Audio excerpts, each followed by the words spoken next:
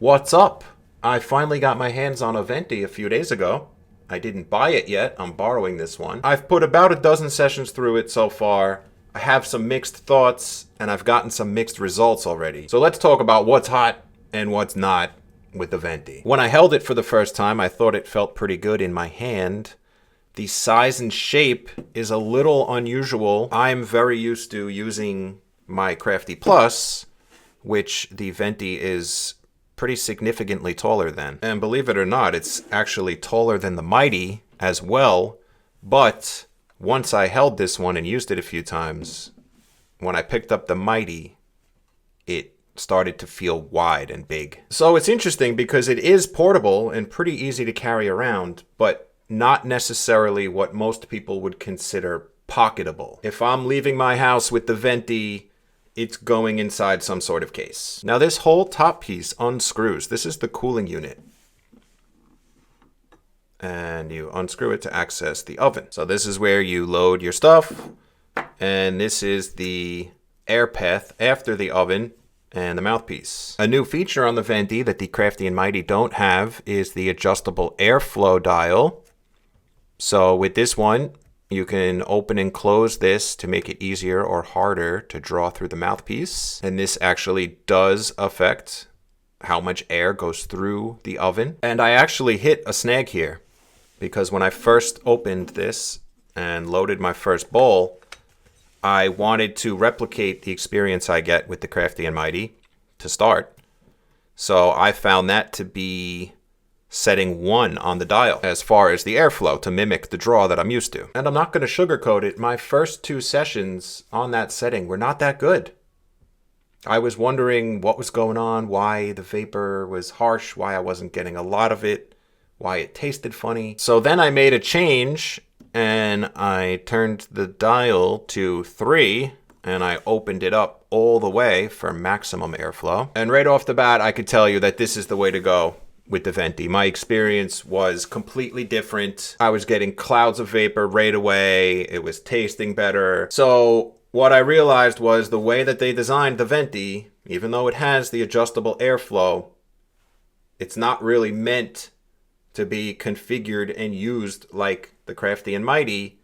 It actually does work better with the airflow wide open and more air going through the oven. At least for me, so far, in my limited use. So I'm going to consider that the first plus or positive. More airflow while still producing the same amount or more vapor than I'm used to from the Crafty and Mighty. Am I convinced it's worth the price yet?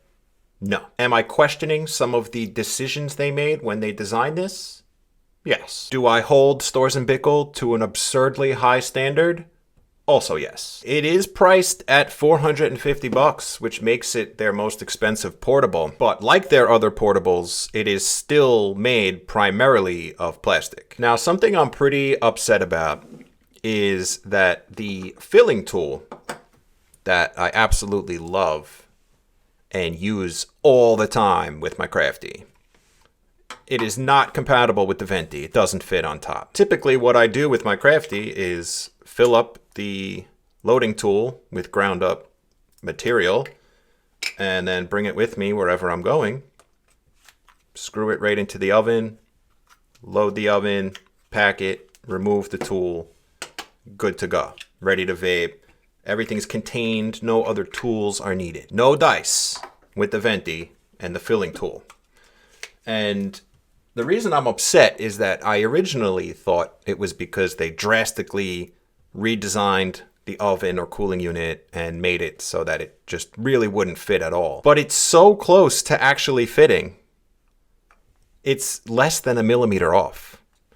So it does seem like it was done on purpose. Unless I'm missing something, I don't understand why they would make it not compatible with this tool. The only thing I can think of is that they want us to buy more dosing capsules. And let's just say that I sure hope that's not the case. The dosing capsules are the alternative way of using one of their vapes on the go.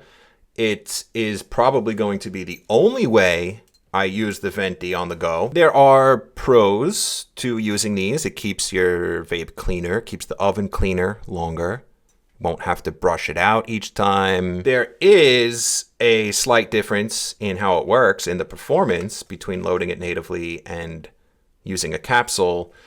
I don't think that the difference is that big with the Venty, at least, because it has a very powerful heater. So even though I've only used it for about a dozen sessions, most of them have been with the capsules. So once you have it loaded up and you have the mouthpiece set where you want it, got the button on the side that you press in to turn it on.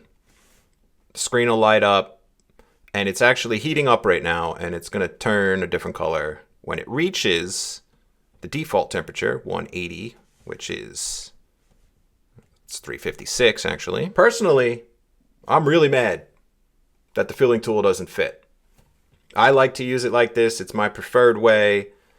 I'm not a huge fan of the capsules myself. I'm glad that they work well, or work better in the Venty than they do for me in the Crafty. The last thing that I could say I don't like about it so far is these buttons on the front. You have to really get in there and use some force to push this button down each time.